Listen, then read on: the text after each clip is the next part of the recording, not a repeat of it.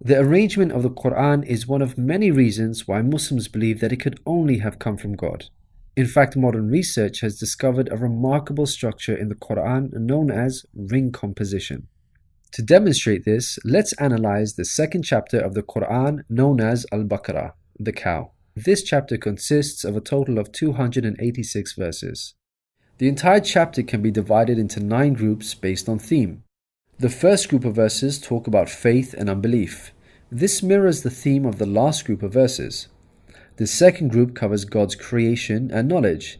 This again mirrors the second to the last group's theme. The third group discusses the law given to the Israelites, which mirrors the giving of law to the Muslims in the 7th group. The fourth group relates to the test of Abraham, a mirror of the test of Muslims in the 6th group. The middle group, the 5th group, is the central theme of the entire chapter, the change in direction of the Muslim prayer.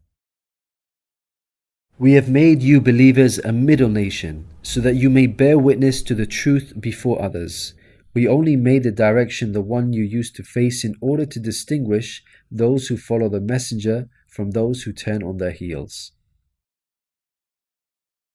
This turning point was the change in direction of the daily prayers from Jerusalem to Mecca, which represented a big test for the believers. We find the mention of this important turning point in exactly the middle of the chapter, the 143rd verse. Moreover, this verse even contains the word middle.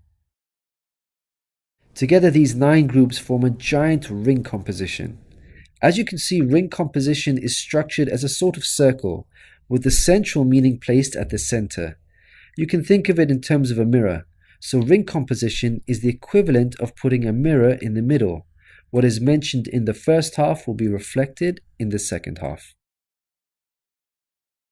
Things can be taken a step further. If we examine these 9 groups, we find that they each contain sub-ring compositions. So what we have is rings within rings. For example, here is the 8th group with the theme of God's creation and knowledge. We can see that the beginning and the end both have the themes of giving and charity, and the central theme of God's power and knowledge is placed in the middle. Things can be taken further still. This sub-ring contains yet another ring within itself. This is the 255th verse known as Ayat al-Kursi, the verse of the throne. Just like the chapter which contains it, the verse of the throne can be divided into 9 groups based on theme. The first and 9th parts each mention God's personal names. The 2nd and 8th parts both state that God never tires.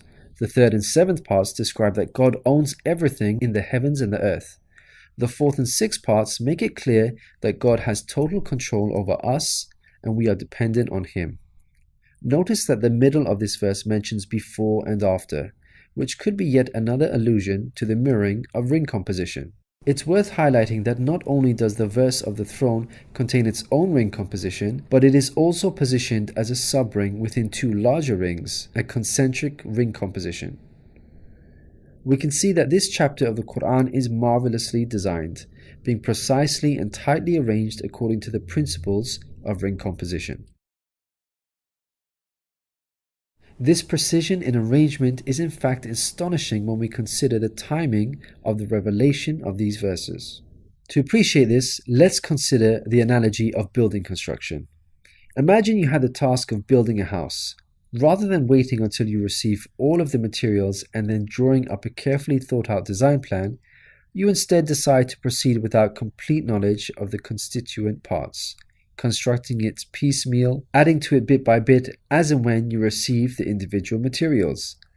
What are the chances that this approach will result in a well-constructed house? Unlike an organized approach where each part is placed in its best possible position according to a design plan, instead you have a situation where it seems each part is placed arbitrarily, depending on the order in which the parts were received. In such circumstances, you would most likely end up with a very poorly designed house, liable to collapse at any time. It is highly unlikely, perhaps even impossible, that this disorganized approach would end up with the same stunningly designed house as an organized approach. Yet this is exactly what we find with the Quran's structure.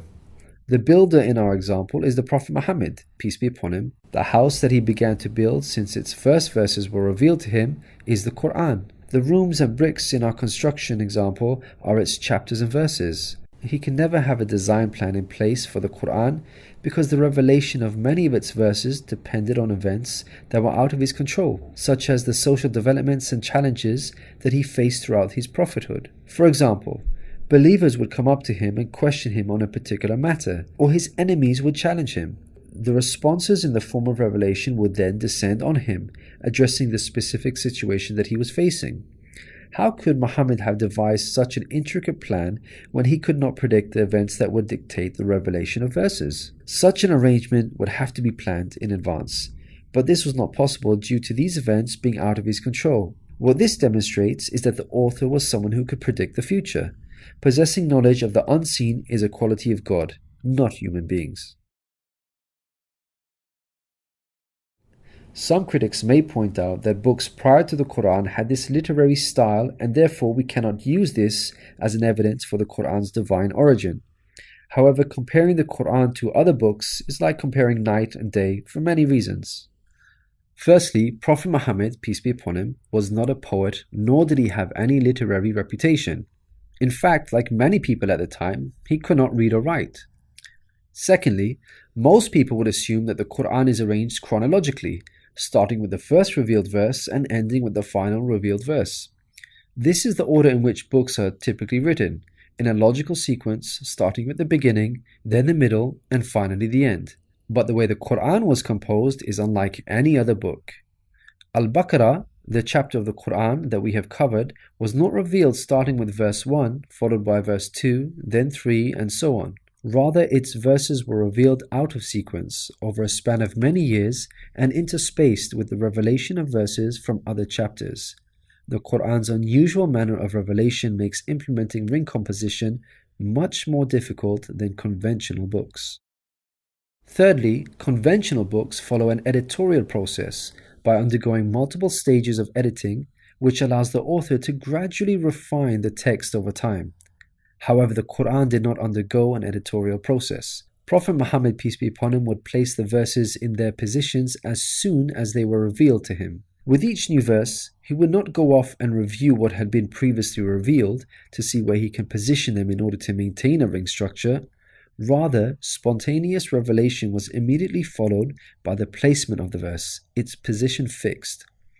When we look at the history of the Quran's compilation, there is not a single instance of a verse being moved around in order to make it fit a ring composition.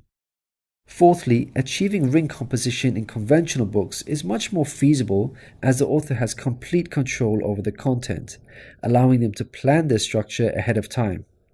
As we've already seen with the Quran, its content was circumstantial as it was tied to events that were out of the control of the Prophet Muhammad, peace be upon him, and therefore he could not plan a structure ahead of time. Fifthly, the Quran was first revealed as an oral recitation, not in written format. With written books, you can easily plan a structure because you can quickly and conveniently refer back to what you have written previously. But with a recited text like the Quran, the Prophet Muhammad, peace be upon him, would have had to rely on his memory in order to recall what was previously revealed, a much greater challenge. In light of all these difficult circumstances, wouldn't you expect the Quran's structure to be jumbled? What we find against all odds, however, is that the Quran contains a remarkably sophisticated structure. The circumstances of the Quran's revelation, together with its precision and harmony, represent a compelling argument for its divine origin. Your companion is neither astray nor being misled, nor does he say anything of his own desire. It is no less than inspiration sent down to him.